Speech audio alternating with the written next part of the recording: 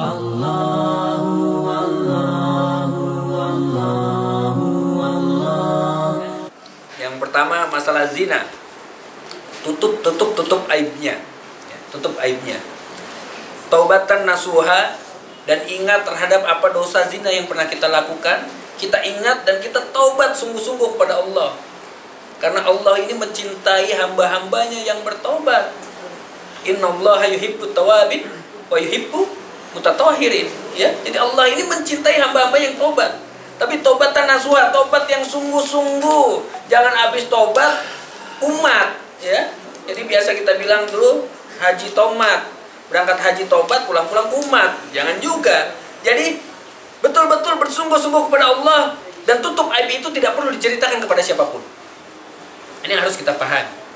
Pernah ada seorang akhwat, ya, seorang wanita yang berkata pada Rasulullah, "Ya Rasulullah, aku telah berzina." Kata Rasulullah, pulang. Dia datang lagi besoknya, "Ya Rasulullah, aku telah berzina, aku hamil, aku telah berzina." Pulang, kata Rasulullah, pulang. "Ya Rasulullah, aku telah berzina, tolong rajam aku." "Engkau masih hamil?" "Iya, hamil dulu, lahirkan dulu anaknya, nanti kembali lagi." Setelah hamilnya dilahirkan, ini perempuan, wanita ini kekeh, balik lagi ke Rasulullah, "Ya Rasulullah, ini saya sudah melahirkan, saya pernah berzina, saya sudah melahirkan, tolong rajam aku. Susukan dulu anakmu ini butuh disusui." Pulang. Setelah 2 tahun dia kembali lagi, "Ya Rasulullah, tolong rajam aku. Kan aku telah berzina." Pada saat itu kemudian Rasulullah berkata, "Baik, rajamlah dia." Kemudian dirajam. Pada saat dilempar oleh batu, dirajam, kesakitan rupanya, dan dia lari. Pada saat lari, ada seorang sahabat yang mengejar dan kemudian dibunuh dengan batu yang besar, dibunuh gitu. Karena dia lari, dibunuh.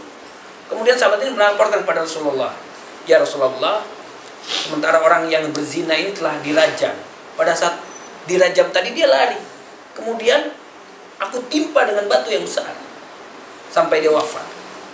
Kemudian apa kata Rasulullah? "Kenapa engkau begitu? Biarkan saja dia lari. Mudah-mudahan dia bertobat akan dosanya." Ada ibroh yang kita ambil dari sini. Pelajaran dari sini yang kita ambil adalah Rasulullah pada saat mendengar seseorang ini pengakuan dosa, Rasulullah bilang, jangan, tutup aibmu, tutup.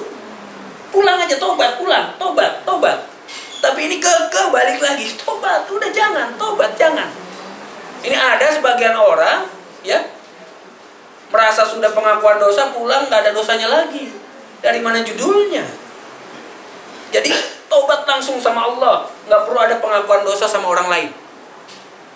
Nggak perlu tuh ada pengakuan dosa, datang suatu tempat pengakuan dosa, ya, "Saya telah melakukan dosa ini, ya udah pulang, kau diampuni." Dari mana judulnya? Ya kan? Emang pakai calo pengakuan dosa? Harus sendiri saja tobat langsung. Ingat kisah Nabi Musa? Pada saat tidak turun hujan lama, sudah 7 tahun, 8 tahun nggak turun hujan. Kemudian Nabi Musa berdoa bersama kaumnya, diamini Nabi Harun diamini, ya. Pada saat itu ternyata hujan tidak turun juga.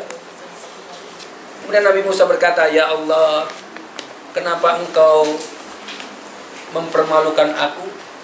Aku kan Nabi. Ini udah dari jam 8 pagi sampai jam 2 siang hujan gak turun-turun. Yang ngaminin Nabi." Kata Allah, "Karena ada satu orang dari kaummu yang pernah melakukan dosa tapi dia belum bertobat. Aku lagi tunggu taubatnya." Bayangkan, ada 40.000 orang waktu itu Bani Israel. Gara-gara dosa satu orang, dia belum tobat, hujan 8 tahun gak turun.